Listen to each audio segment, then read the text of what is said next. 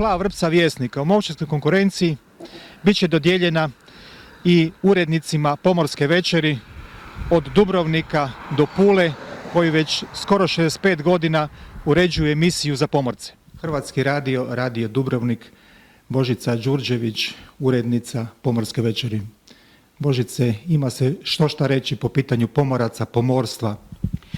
Ima se puno toga uvijek reći, to je i odgovor na ono pitanje kako to da u ovom vremenu velikih, brzih mijena svega na ovom svijetu jedna radijska emisija toliko dugo traje, to je 6,5 desetljeća.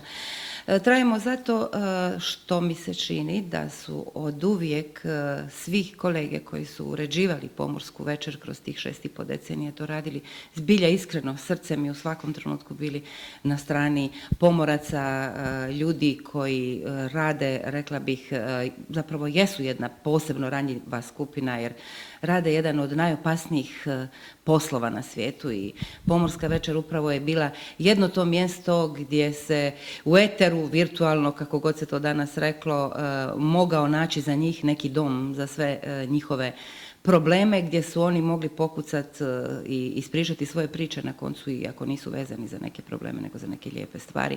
Mi smo i dan danas nakon 6,5 decenija ostali to mjesto u eteru gdje se uvijek mogu obratiti za pomoć, za podršku, pa na koncu i ponekad rame za plakanje možemo biti za njih. Ustrajni smo u tome, kažem, sve generacije mojih kolega koji su to radili od početka do sada. Radio Dubrovnik je zapravo od 1948. godine bio prvi u sustavu Hrvatskog radija koji je imao tu emisiju koja se zvala Naše pomorstvo, da bi se kasnije to kao nekakva klica, kao neki začetnik je zapravo i bio cijele te kasnije priče koja se razvila u tu legendarnu emisiju koju danas zovemo Pomorskom večeri, koja traje već evo toliko godina. Hrvatski radio, Radio Split, Jadran Marinković, 33 godine uređivanja Pomorske večeri.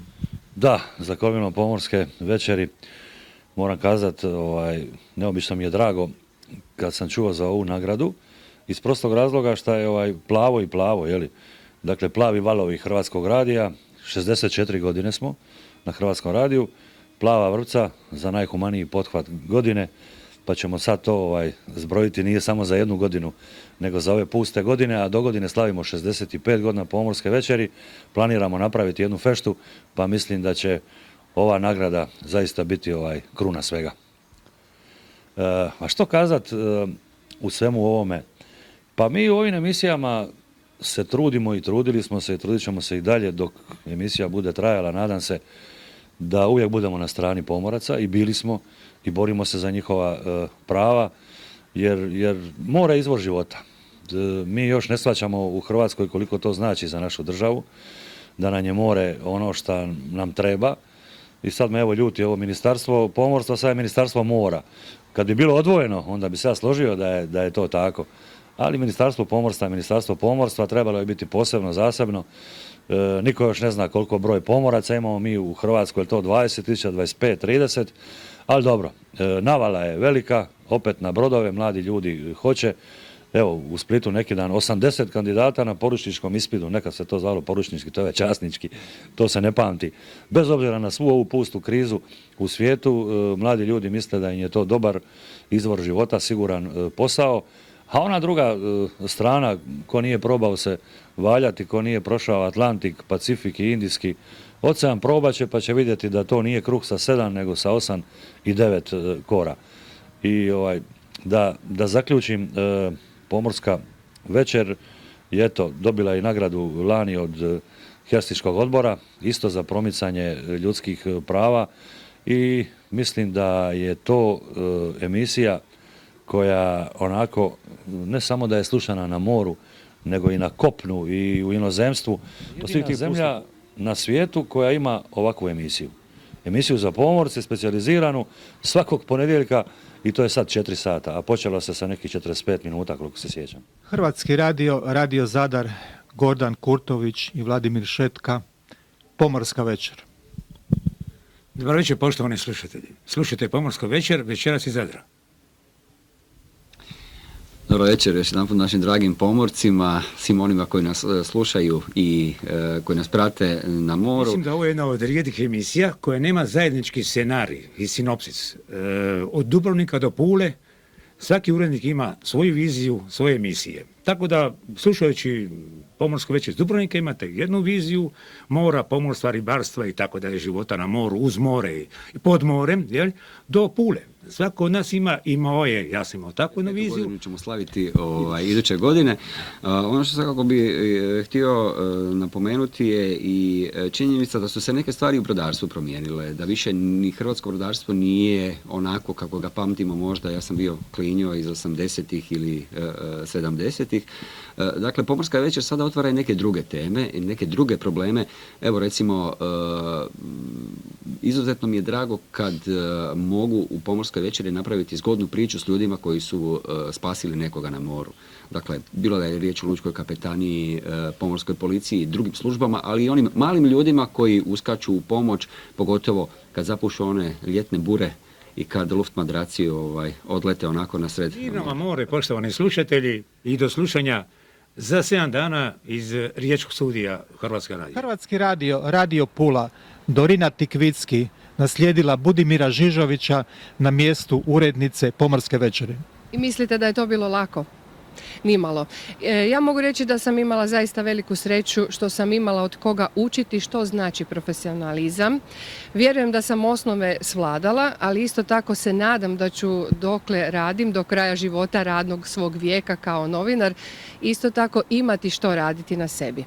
Ova emisija Pomorska večer je doista probudila neku posve novu i neočekivanu strast u meni. Moram reći, bacam se doista svim srcem na nju, dajem sve od sebe i to mi je već dovoljna plaća, ali naravno veseli me kad čujem i nekakvu povratnu informaciju. Dvije znamenitosti Pule, vidimo preljepu arenu i legendu Budimira Žižovića.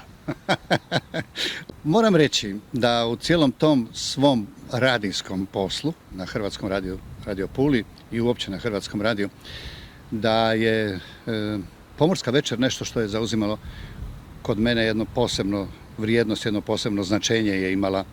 Meni je osobito sada, nakon što sam otišao u mirovinu, osobita mi je čast, pa i onda sam bio svjestan toga i zadovoljstvo što sam mogao biti dijelom te jedne velike, slavne, prave, profesionalne obitelji koja je se vezala oko Pomorske večeri u tih koliko skoro 70 godina njezina trajanja.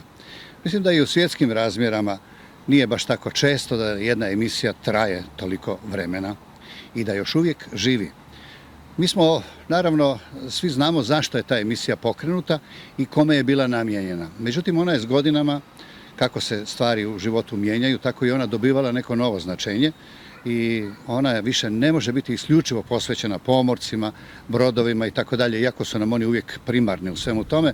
Ona mora postati zapravo jedna emisija o kulturi življenja uz more i na moru. I ja mislim da se to već sada pokazuje u mnogim emisijama.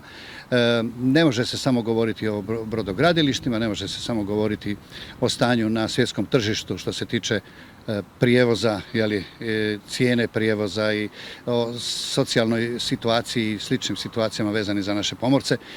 Tu bismo se vrlo brzo iscrpli. Ali evo, kolege su domišljate i onda su, hvatajući se alternativnih emisija, a ipak vezanih za sve to skupa, pomalo počeli dovoditi emisiju do ovoga što ja kažem, a to je da emisija i dalje mora živjeti kao emisija o kulturi življenja uz more. Hrvatski radio, Radio Rijeka, Branka Malnar. Da, i Pomorska večer, to je jedna od emisija koju radi već uređujem 26 godina, ali zapravo negdje od početka, više od 30 godina sam u pomorstvu. Radila sam sa svojom kolegicom Đurđicom Dusper, koja je bila prethodna urednica, tako da nekako Rijeka imala tu žensku struju i ona me i zarazila sa tom ljubavlju prema moru, koji je opet nešto posebno. Hrvatska je zemlja koja ima 50% teritorija na moru i nažalost, eto kako vrijeme ide, to pomorstvo nekako gubi snagu. Mada u svijetu se izuzetno to cijeni more. Mi smo u Europskoj uniji, na primjer Europska unija ima i dan mora. U Hrvatskoj smo to nekako zaboravili. Sve manje smo pomorska zemlja, a kroz pomorsko večer nastojimo, jer tu nema politike, boriti se za prava pomoraca, prikazati ljudima kakav je stvarno život, pogotovo današnjih pomoraca, i rušiti one predrasude koje postoje. Zaista još uvijek ljudi zamišljaju da je to pomorac, čovjek koji je u luci, pa tako dalje, da ne ponavljamo te priče. Danas su to vrhunski menadžeri, izuzetno obrazovani ljudi koji bi mogli zapravo voditi bilo koju tvrtku ovdje u Hrvatskoj. I to možda puno bolje nego mnogi drugi, jer tu je u pitanju odgovornost i brzina donošenja odluka. Pomorska večer je ostala nešto posebno. Sjećam se da nekad davno, ponedjeljkom, su svi slušali tu emisiju. Branko Knezoci, koji je pokrenuo Pomorsku večer, ja sam s njim pred kraj razgovarala često, kaže da mu je najveći kompliment bio kad su ga pomorci nazvali Barba. Znači, on je sve drugo bio, ali to Barba, to mu je bilo nešto posebno. Pa eto, i nama isto. Pratila sam toliko godina Plavu vrpcu Vjesnika, prekrasna, i zapravo ovo je stvarno iznenađenje za sve nas, jer je to nešto posebno. Kao što je njemu bio Barba, nama je bila ta Plava vrpca, i da smo mi dobili to posebno priznanje, kao da si dobio Oskara na neki način. Sva ova druga priznanja koje smo do sad dobile, draga su nam, ali ovo je nešto posebno.